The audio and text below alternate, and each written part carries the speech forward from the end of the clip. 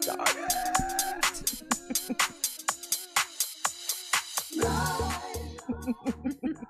I'm not even gonna let the song play all the way through. Because you know what? Patty Russo was in the house. Hey, Patty. Darling. Patty from is the executive director of the Women's Campaign School at Yale. And you're a proud graduate of the Women's Campaign School at Yale. So, Patty, listen, y'all been getting some good press. Like, who isn't a graduate from the Yale Women's Campaign School? I know all the people who are losing. The people who are losing and the people who don't know what they're doing. Sadly, those are not grads. Because I was telling people, I was like, look, I should run. I was like, well, if you don't want to run, if you're going to run, you need to go to the campaign school at Yale. And they say, oh, I don't need to go. Mm-hmm. Right? And then they start making expensive rookie mistakes that they could have all avoided. If they had spent 5 days. Just 5 days. Just 5 days. Change your life. Give Patty 5 days of your life, and you will be in this campaign game strong. You will not recognize yourself when we're done with you. And even if you didn't want to run, if you wanted to run offices, if you wanted to run campaigns. Exactly, because our program is for women who are interested in running, who are in office already and want to work at that next level, getting ready for an additional run, or women who are interested in campaign management, because we don't have enough women running campaigns either. We don't, and we need to. Yeah. We just need more women everywhere. Yes. That's the fact. We need a woman takeover. And that's going to happen in November. I hope so. In 13 Lord, days. I'm ready. 13 days, that's going to happen, Babz. Aren't we ready? Women are going to be the story of the midterms, and most especially women of color are going to be the story. We run the world. Exactly. We stay saving the world, as we like to say. Exactly. Good. So there's a lot of amazing stuff happening there. It's really exciting. So what do you have your eye on? Where's your eyes? Well, these my days? eye is kind of everywhere because I lovingly stalk the Facebook pages of our grads who are all running just to see how it's going, checking in. I'm kind of the Italian mom on duty. I just kind of want to make sure that this is a very stressful time. The last, we're under 2 weeks now. Yeah. So this is when things kind of tend to fall apart. If you're not, living your plan. We talk a lot about a campaign plan at the school and the importance of it. And so this is the time when it gets very intense. You're out there. It's all about retail campaigning, right, Babz? It's getting out there, door to door, going to as many events as possible. Yes. And making sure that you have a incredible get out the vote operation, because that's what it's about now. Women will win if they get their vote out. Yeah, that is key. You got to have a strong ground team. Exactly. People that can knock on those doors, make those calls. They are key. They are key. So on election day, you're out there. You've got a plan of where you're going to be. Voting first thing in the morning, and then going to all the other polls, thanking people for coming out to vote. And then your headquarters, you've got sheets and sheets of names of voters. Yeah. And you've got a whole SWAT team crossing off those voters who've already voted. Yes. Right? So then what you do is all day long, you call out your vote. You call people. Hi, Sheila. I see you haven't voted yet. Do you need a ride to the polls? Do you need somebody to take care of your children? We're here. We're here for you. That's how important the vote is. That's how important the vote is. We're seeing energy out there we've never seen before. And in all my years of doing this work, and I've been doing it for quite a while now, I've never seen the energy like this. Me either. And I'm so excited. Like, I'm excited and I'm prayerful and I'm hopeful because I'm seeing some quality candidates out there, women candidates who are really on message.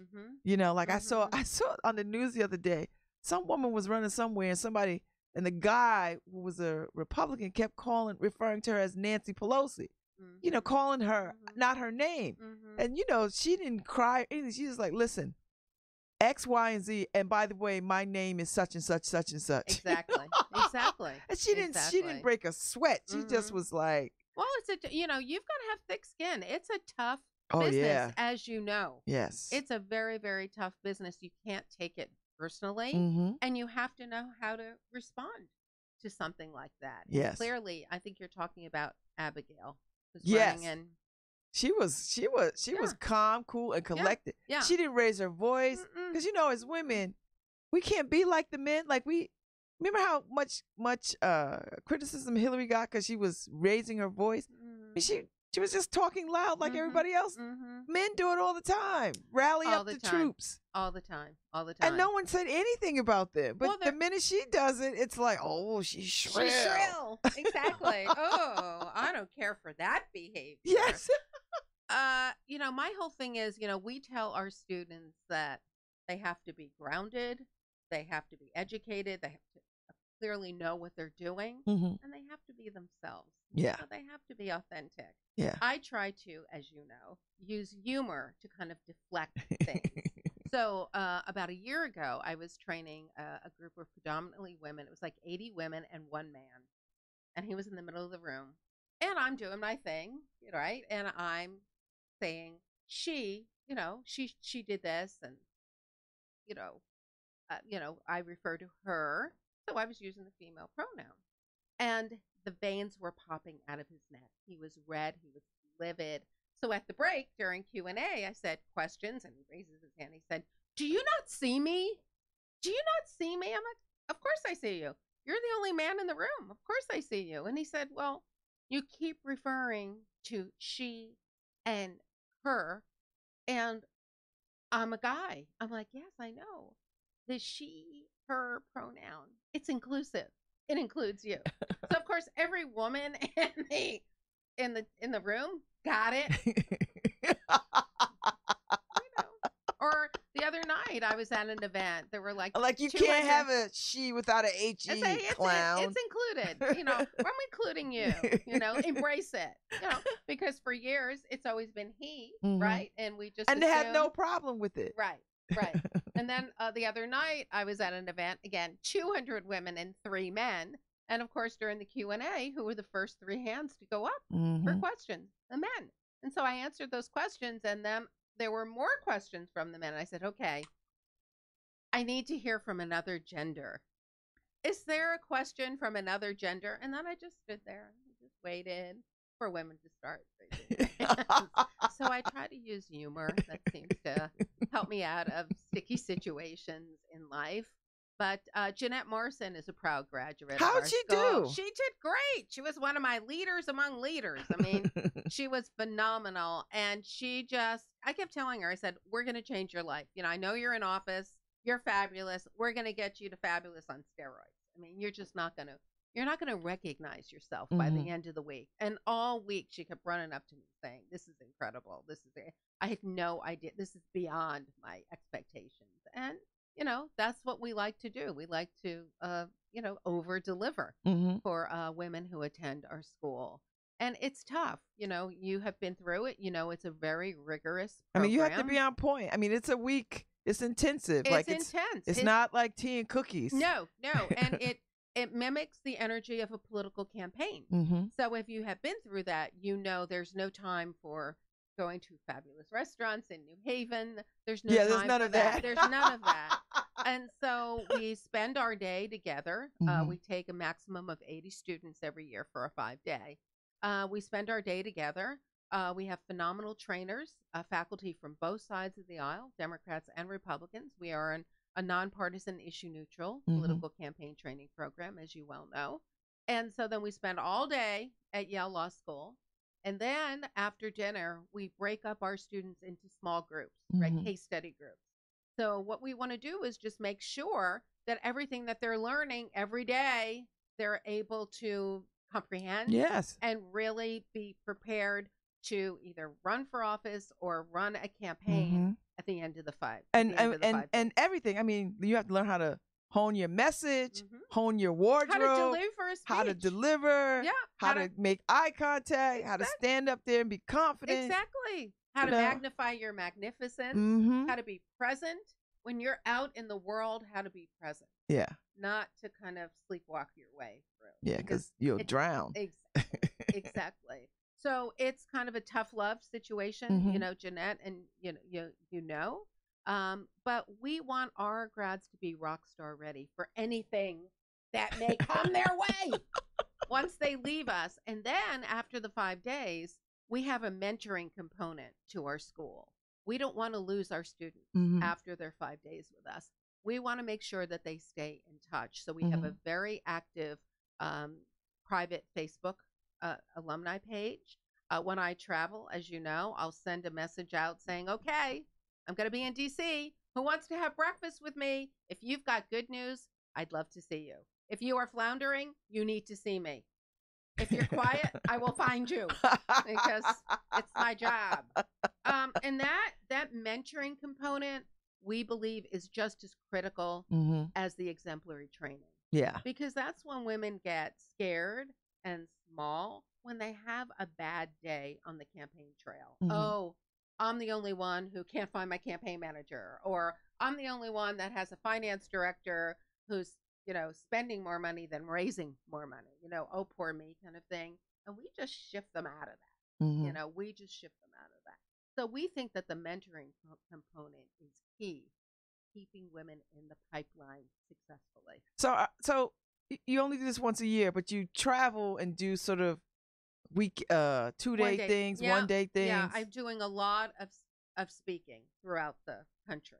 But 2 years ago, after the results of the 2016 presidential, we started getting calls from women who were just despondent and didn't quite know what to do. They certainly were in a position for training. They just wanted to talk to somebody. But it was after that first global women's march that our phones were slammed, and we were getting literally thousands of emails and phone calls that Sunday after the march. Hi, I'm Anna. I'm from Ohio. I'm mad. I marched. When's your next session? Call me back. So, you know me. This is my idea of a good time on a Sunday afternoon. I'm returning all these phone calls. Hi, Anna. Thanks so much for calling. How can I help you? Where are you registered to vote? In Ohio. Oh, I'm not registered to vote. You're not registered to vote. No, but I'm mad now, and I want to run for office. I want to come to your school. Anna, I'm going to save you the $65 application fee. You are not coming to the Women's Campaign School at Yale. You're not ready to come. I said, so do you have a pen and pad handy? I'm going to give you the name of your registrar of voters. You're going to register to vote tomorrow. And then I'm going to give you a local political homework assignment. Maybe I'll hear from you in 3 months. Maybe I'll never hear from you again. So that was a third of the women who reached out to us, Babz, after the first march. Were not registered to vote. The second third were registered to vote, but they didn't vote in the presidential because the two candidates were so similar, they couldn't make up their mind. So 2/3. Are they kidding? They were not kidding. But they were mad. But they saw it. They saw it now, and they were mad. So 2/3 of the women who reached out to us after that march were not ready for a 5-day intensive. Because my concern was, they're going to take a webinar somewhere. They're going to read a book on how to run for office. They're going to run. They're going to lose. And there goes our pipeline. And we're, continuing on this hamster wheel that we have been on forever, where we can't substantially, work at building our pipeline.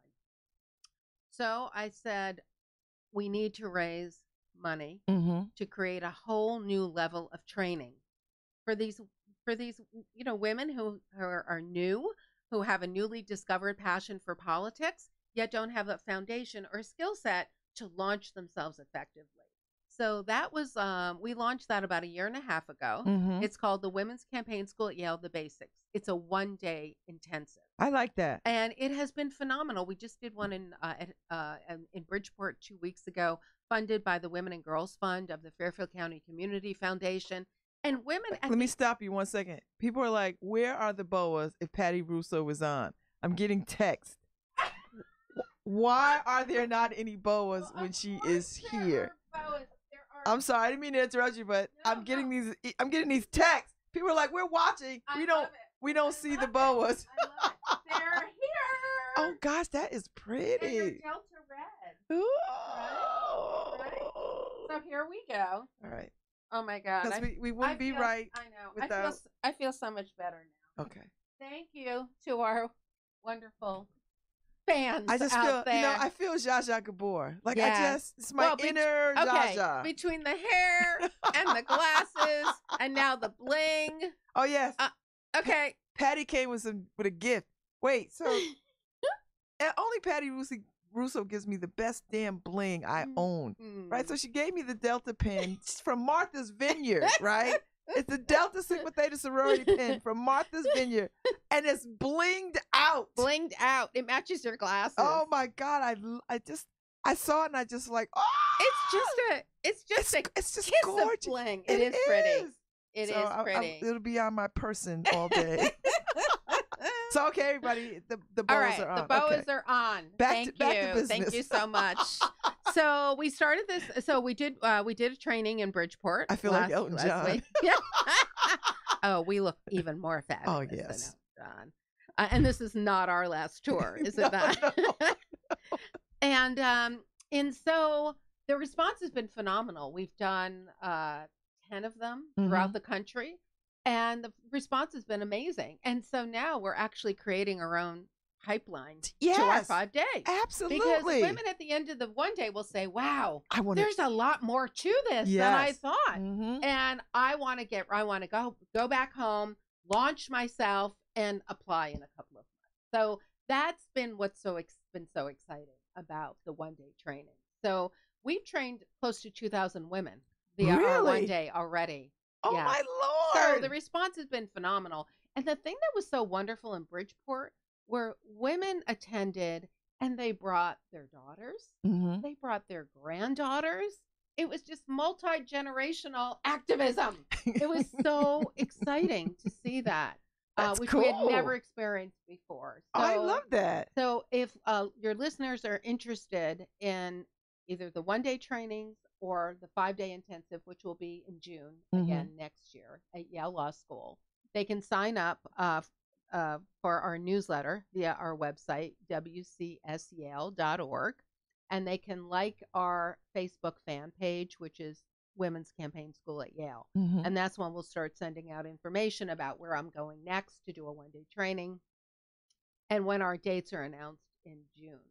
Usually those dates are announced by December of this year for next year. And then our online application period runs from February to April. And you get women from all over the world. All over the country and the world. Yes. So 10%, roughly 8 to 10% of the women who come to our school are from other parts of the country and the world. And I think that adds a richness and a texture to our program. We find commonalities that we didn't even know we had with women of the world. Several years ago, we had a woman named Kawala who was running for president of Cameroon, and she was detained from arriving because she had been kidnapped by her opponents. Now, we have many challenges facing American women when they run. We can't claim that. Exactly. Not yet. So the thing that was amazing about that experience was she just arrived. And yes, I was kidnapped for 2 days. And I said, you really need to take the podium right now. You need to take the podium and you need to share your campaign experience with your class. Because again, American women get all caught up in creating our perfect moment to run for office. Oh, as soon as I lose the last 50 pounds of the baby weight, that's when I'm going to, we're waiting for these perfect times to run. And our whole philosophy is you create your own moment. You take the lead. You decide when it's time. So this campaign school is it's sort of like some coaching. It's a lot of coaching. You could use whatever you learn at the campaign school, you use it in your everyday practical life. Exactly. In other areas. Exactly. Certainly the focus is on political political training. But it's really how to be a leader in your own life. I mean, don't you want to be a leader every day you're a leader in your own life? Don't you want to figure out how to do that, how to own it? And I'll say on Monday of our school that by Wednesday, I'll say to our students, you're not going to recognize yourselves by Wednesday because you're going to be fuller. You're going to have such a sense of yourself just by virtue of the faculty who are training you your colleagues. Our students are extraordinary. And by being at Yale Law School. Yeah. Have you been to Yale Law School? You walk in there, don't you feel brilliant? I do. I always feel smarter when I'm there. I'm so grateful I do. I that we walls. are there. We have been, Yale has been an extraordinary partner with us, most especially Yale Law School. We've been at Yale Law School for 24 years now. Kate Stith is kind of, has been our guardian angel there. Linda Lorimer, former vice president at Yale, was one of the founders of our school. And now I'm thrilled that Marna Moret, the first lady of Yale, serves on our board. Yes. So that connection which is has just made all the difference. Which is a good marriage for her. Exactly. She loves it. Like she that's loves a good, it. And we love love marriage for her. We love her.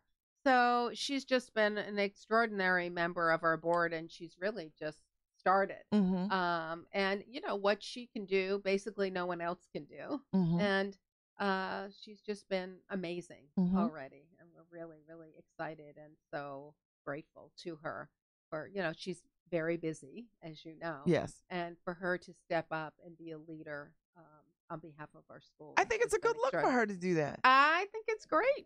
I think it's great. Sharing her voice and lifting us up and always promoting us. She's, all our board members are Women's Campaign School at Yale ambassadors. But everywhere she goes, she's mentioning the school. Yeah, because she's a woman of color. And she's a woman of color. She's a proud Puerto Rican. And she will, I'll know that women who are emailing me or calling me have been in her presence because they're like, Marta told me to call you. Like, this is great. So the traction, so much of the new and, the new exciting traction we've been experiencing, certainly on social media, has been a result of Marta and our other board members who are out there serving as ambassadors, spreading the good word about the school. It really takes a village, and they have been just amazing leaders. So how do you decide where do you go do these one day? Do people invite you? Does somebody say, hey, we want to do this, or can you do this? Or like, how do you find where to go? Well, we have about 10 or 15 areas of the country where we really would like to go, where we are not especially well known, but we may have a group of grads who are able to help me put the program together. So, I really, really am depending upon our rock star grads who are on the ground, say in Dallas, for instance. I want to do a one-day training in Dallas. I don't really have connections in Dallas, so will you find a free space for us? Will you collaborate with local groups? And oftentimes, we collaborate with other local women's leadership groups, and they will find the audience for us to help get the word out.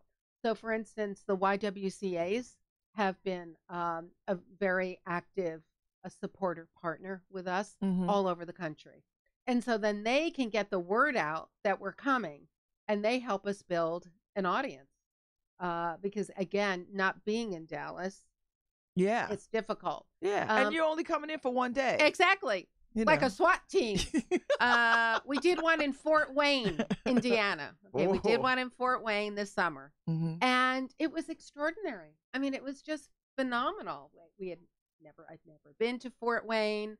The women were amazing. And again, so grateful. I'm going back again next summer. Really? Yes. Just invited back for their second annual bipartisan political campaign training. So women are hungry for this kind of training. They want to know how to be successful. And, our whole thing is we don't want every woman in America running. It's just not everyone's sweet spot, right?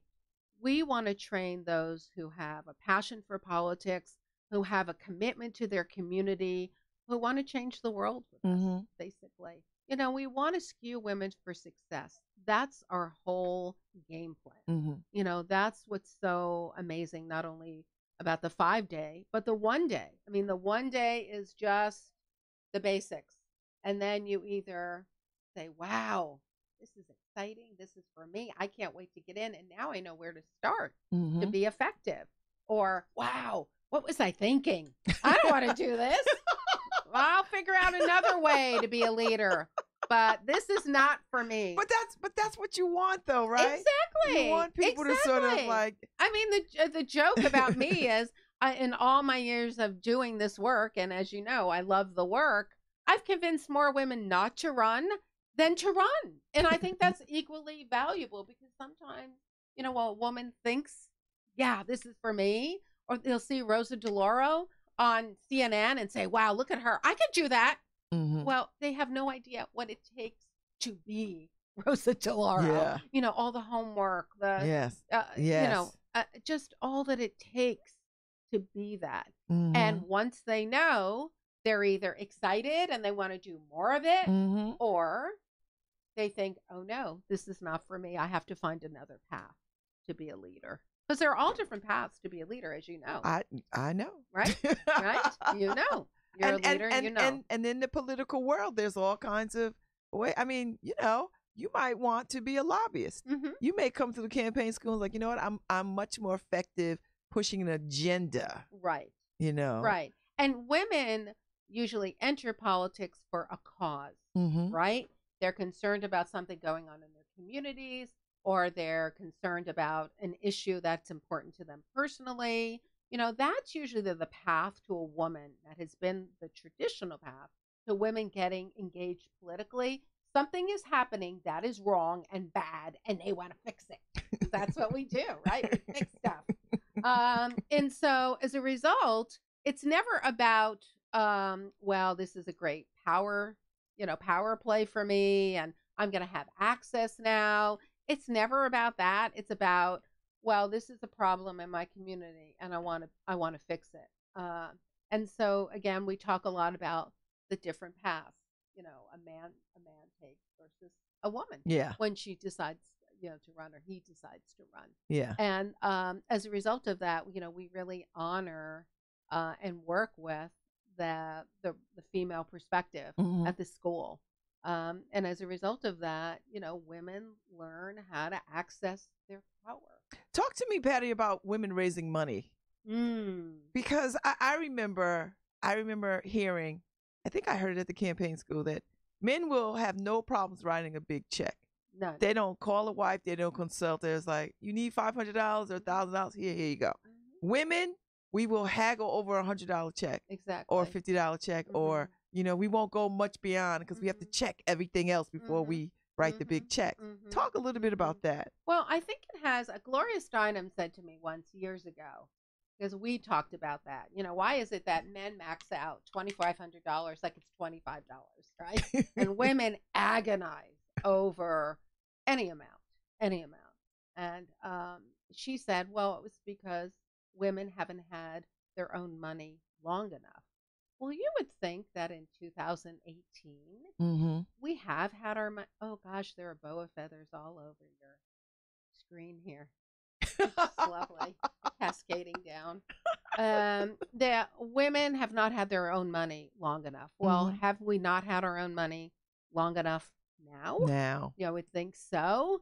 But it's still, and that's why fundraising is one of the number one reasons why many women don't run for office. I mean, if you have to raise $100,000 for a local race, and there's some places in our country where you have to raise that kind of money, mm-hmm. and you're either making a no salary or a minimal salary, $20,000, and you've got to raise $100, something is wrong. And I talk a lot about how I can't find anybody who's not for campaign finance reform, yet we don't have it. So that's the other thing about the campaign school, as you well know. Fundraising is so key. Mm-hmm. It's so important, and you have to achieve a level of comfort in order to raise the money that you will need to run an effective campaign. Yeah. That's the reality. We deal in reality, as you well know. So fundraising is so important to your success that we spend almost a day talking about effective fundraising techniques and getting women comfortable just by virtue of the language you use when you're asking a person for a contribution. Mm-hmm. This is why I'm running. This is who I am. Will you be a partner with me? Will you consider a gift of $1,000?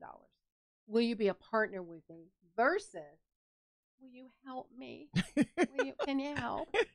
And then you start at $100. And when you start at $100, there's really they never say, how about $500, right? They say, well, how about $25? And you gratefully check it, accept it, and you're running for Congress. I mean, it's just not, not feasible. Exactly. So it's just the role playing that we do. It's just helping women to achieve a level of comfort, because as you know, women are great at fundraising for our children, our churches and synagogues, anybody, any good cause. But when it comes to us, not so much. And I'll say to our women, it's not like you're raising money to go on vacation or to spend, the day at Bloomingdale's. You're raising the money will you make an investment in our community? Will you support my campaign and be a partner with me? That's very compelling.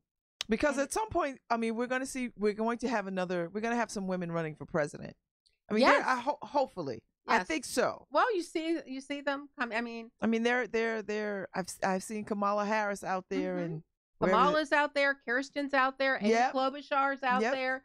Elizabeth Warren got that pesky DNA test out of the way. I mean, there are reasons why you're starting to see women really, really out there. So yeah, I think there's going to be a cast of thousands. Good. Running for president. But they'll need to raise a lot of money. They right? will, and that's why they have to start on November 7th. When I first started out politically, there used to be cycles, as you may recall. So campaigns had a beginning, a middle, and an end, right? So after Election Day, things got really quiet until January of the next year. Now, you're getting invitations to fundraisers on Christmas Eve. I mean, it's endless, and it's because you have to raise so much money. You have to raise, millions. Millions and millions and millions. And you have to keep it going. Exactly. Which I find, your average campaign is, like the budget of some small country. Exactly. And, again, a minimum Senate race is $10 million. Oh, that's a minimum. Okay. So when women start thinking of those numbers, they start thinking, well, they can't even comprehend a plan to raise that kind of money. Yeah. Which is why you need training, right? Which is why you need to come to the school and figure it out. We work through it with you. So you'll understand why you need that money, in order to be competitive and have the resources that you need to run an effective, successful campaign, skew yourself for success. This is the reality. And again, we deal in reality. So these are the kinds of things that you must become comfortable with, confident in yourself. That's key. I think the number one reason why we don't have more women everywhere in leadership positions, not only politically, is a lack of self, a lack of, there's somebody out there that can do it better than I. We start talking ourselves out of things, rather than talking ourselves into things, which is, and I understand that, because I catch myself doing that. Yeah, but you snap yourself out of it, right out of it. Well, with the Patty Bling and the feathers, yes. We all have moments of self-doubt, right? But they're just clouds in the sky. We just have to keep them moving. We have to think to ourselves, okay, why am I feeling this, and really feel it and to understand it? And if it doesn't resonate with you, then you just need to let it go. Yes. If it's resonating with you, then you need to explore it and figure it out so that you will be able to move forward. But for the most part, we all have our moments, right? We're tired, we're hungry, everything is just not going our way that day. And right away, we don't think of, it's an external issue. We think, it's me. What's going on with me? That's good. And listen, we need more women running campaigns. Like, I mean, Donna Brazil is like the only woman I know that runs a... Donna Brazil on the Democratic side, and Kellyanne Conway on the Republican side. And then we're in free fall. And we plummet because they're just not. And, women that's a huge gap right there. Women are natural managers just by virtue of our gender. What we do, right? We're multitasking constantly. Can you imagine what kind of natural campaign managers women are, and we don't even know it? I mean, that's the other thing about the work that women do. It's undervalued by society, and we don't even acknowledge it because we're just so busy doing it. It never occurs to us to think, wow, what I achieved today was pretty remarkable. Never do we ever do, and there's just no time to do that because we're on to our next list. Yes. We're on to our next list. Yes. Yes. I mean, I think you're absolutely right. Listen, if you could wrangle a damn carpool and a bake sale and costumes, I failed all the time at that stuff. But... And then work full time. Exactly. It's a lot. But there's some women who could can just get that stuff. And I was like. And that's what's so interesting about women who attend the 5-day. Oftentimes they'll think, I want to be a campaign manager, right? They'll come to the school with that mindset.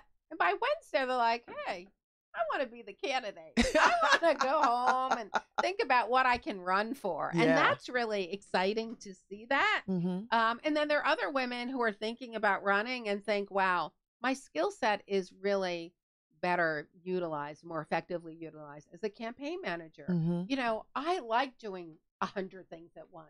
I like being able to zoom into plan B and figure out what plan B is going to look like. I like that.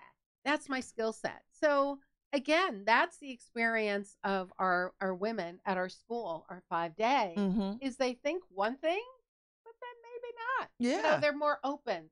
They're more vulnerable to other, really just even considering other opportunities that may not have even occurred to them before they came to our school. That's a good idea. I like that. That's wonderful. So how do women prepare their spouses, if they have spouses, significant others and family, to get on the camp? Because let me tell you, just doing local politics, it was exhausting. It is exhausting. It's no matter what level. And you have exhausting. To have a spouse who is willing to see you go 90 miles per hour every single day, and having that spouse, and if there's kids involved, be the heavy with the kids. You know what I mean? Like, because you are, out there. Exactly. And you're not going to make it to every baseball game and recital and you are not. Dance thing. You are not. And women feel tremendously guilty about that. Men, not so much. Rationalize it, but women we feel terribly guilty. We recommend to every woman who's thinking about running to have that hardcore conversation with their spouse or their partner. I'm thinking about running. This is what it's going to mean to our family. And just for your partner to really comprehend the commitment and the level of commitment. A lot of times when women run, their spouses just come along with them because it's the only way they're going to see each other, right? Well, one of our grads, Wendy Tyson Wood, is running right now. And her husband, Ken, is everywhere with her. Otherwise, he would never see her. He's taking pictures. He's videotaping. He's greeting. He's advancing. He's kind of like my model rock star spouse. He's phenomenal. But then there are going to be spouses who are not going to be thrilled that you are not going to be available to them. Particularly if they have a career that they are cultivating. Exactly. So it is a balancing act. It really is a partnership, right? I'll never forget, a very dear friend of mine was getting ready to run for Congress, and he called me all excited that he was going to run for Congress. I said, that's great. How's your wife taking it? What does she think, knowing that she hates politics? And he said, wow, I guess I should tell her. Yeah. Can you even imagine a woman? Oh, I'm running. Oh, I guess I should tell my family I'm running.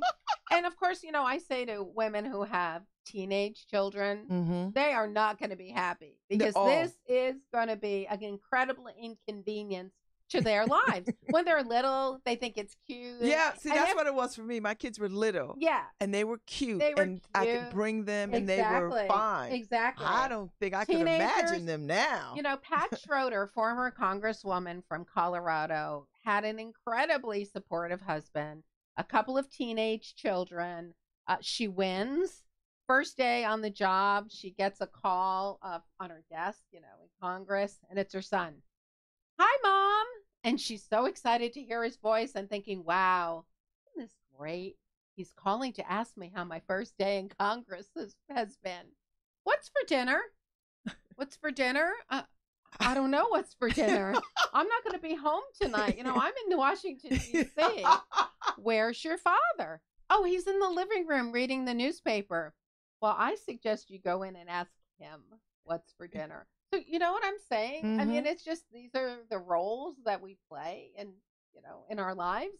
And so as a result of that, even when you have an incredibly supportive family, it kind of just goes back to kind of the way we've always behaved until we call it out in a loving and kind way and say, walk 5 steps into the living room and ask your dad. So, you know, getting that buy-in from your spouse is critical. Yeah.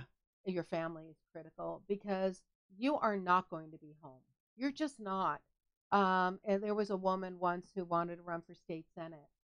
And I said, well, what does your husband say? What kind of conversation have you had about it? Oh, he's fine with it. As long as I'm home at 6 o'clock to make dinner. I said, you're not going to be home for the next 2 years. What? No. Does he like tuna fish sandwiches? Because that's what he's going to be living on. And so he was quite taken aback that a local job was going to entail that kind of commitment, being out all the time. But, you know, especially this time of year, less than 2 weeks out. Oh, yeah. You know, I mean, you are never, if you're home, something's wrong. Yeah. Right? Yeah. So, yeah. I think the spouse buy-in is just critical. And then there are challenges for single women. Now that is changing because we have more and more single women who are running. But several years ago, I had a wonderful grad who was running for state rep in Michigan.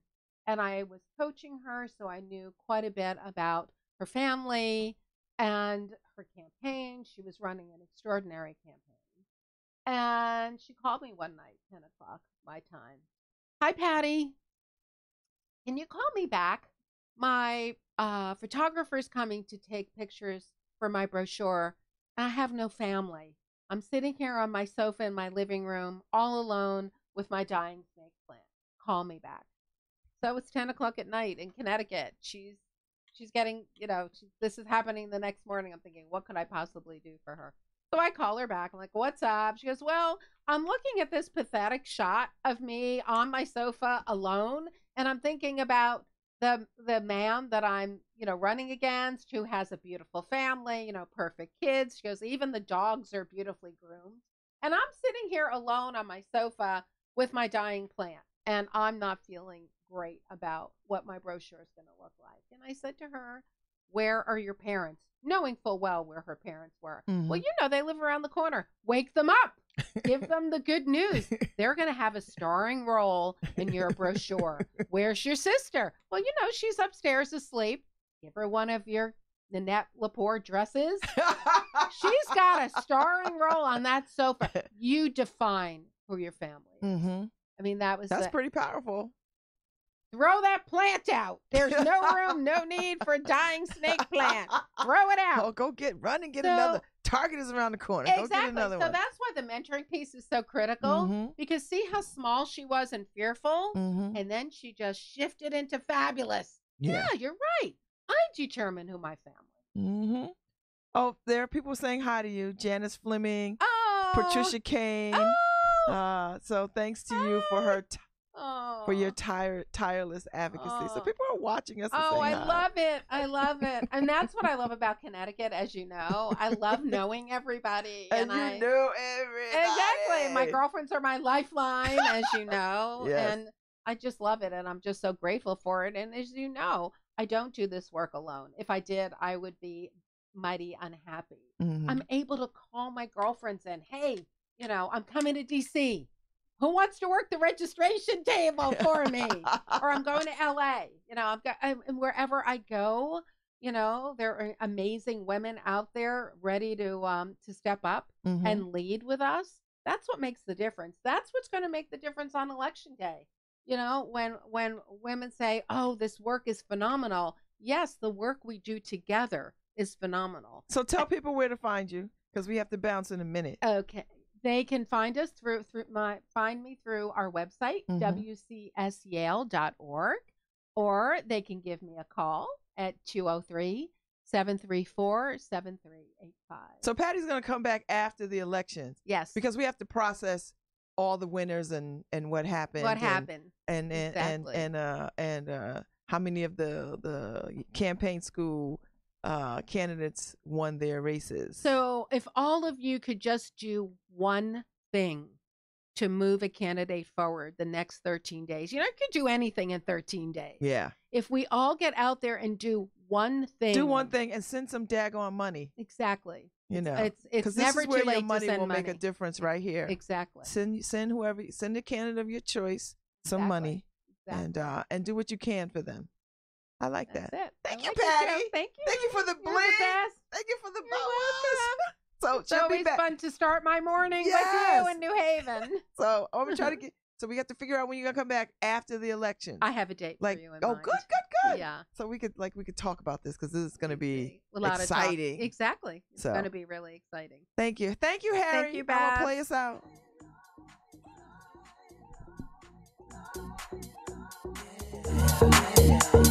We'll keep driving.